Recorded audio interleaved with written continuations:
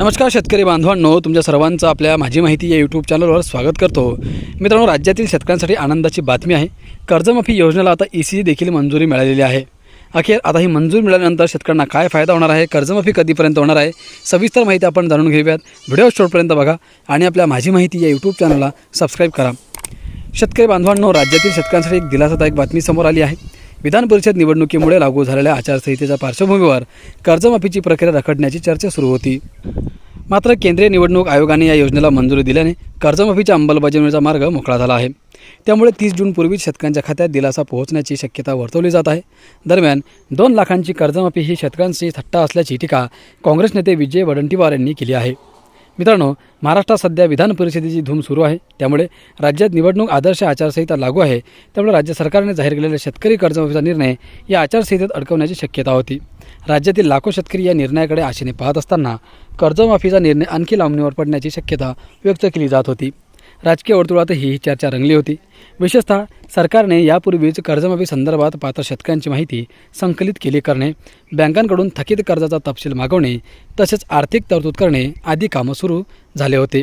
पण आचारसंहितेमुळे यावर पाणी फिरले जाण्याची शक्यता आहे।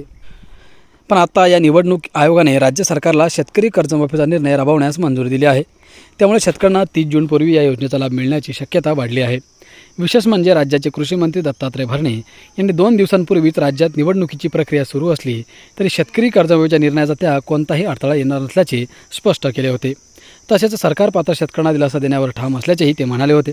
त्यानंतर आता निवडणूक आयोगाने सरकारच्या प्रस्तावाला हिरवा कंदील दाखवल्याने शेतकऱ्यांमध्ये समाधानाचे वातावरण आहे। मित्रांनो, महायुती सरकारने विधानसभा निवडणुकीत शेतकऱ्यांना कर्जमाफीचे आश्वासन दिले होते। त्यानुसार गतवर्षी 30 ऑक्टोबर रोजी सरकारने या प्रकरणी एक समिती नियुक्त केली होती।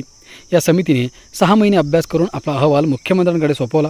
या अहवाल येण्यापूर्वीच मुख्यमंत्र्यांनी अर्थसंकल्पीय अधिवेशनात राज्यातील ज्या शेतकऱ्यांचे 30 सप्टेंबर 2025 पर्यंतचे थकीत पीक कर्ज आहे त्यांना 2 लाखांच्या मर्यादेत कर्जमाफी देण्याचे तसेच नियमित पीक कर्जाची परतफेड करणाऱ्या शेतकऱ्यांना 50,000 रुपये प्रोत्साहन निधी देण्याची घोषणा केली होती।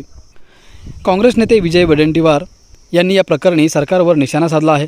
कर्जमाफी होणार या आशेवर अनेक शेतकऱ्यांची मार्चपूर्वी कर्जाची परतफेड केली नाही, पण आज ना कर्जमाफी झाली ना कर्जाचे पुनर्गठन झाले। परिणामी हजारो शेतकरी नवीन पीक कर्जापासून वंचित राहिले असून नव्या हंगामासाठी शेती करणे कठीण बनले आहे। आज शेतकऱ्यांसमोर पुन्हा सावकाराकडून कर्ज घेणे, शेती गहाण ठेवणे आणि कर्जाच्या ओझ्याखाली जगणे हाच पर्याय उरला आहे का, असा संतप्त प्रश्न निर्माण होत आहे। दुसरीकडे कांदा उत्पादक शेतकऱ्यांकडून व्यापाऱ्यांनी कवडीमोल भावात माल खरेदी केला आणि आता भाववाढीचा सर्व फायदा व्यापाऱ्यांच्या खिशात जात आहे। फक्त 2 लाखांच्या कर्जमाफीच्या घोषणा करून सरकार शेतकऱ्यांची थट्टा करत आहे का, हे सरकार शेतकऱ्यांचे आहे की व्यापाऱ्यांचे, हा प्रश्न आता राज्यातील प्रत्येक शेतकरी विचारत आहे, असे ते म्हणाले।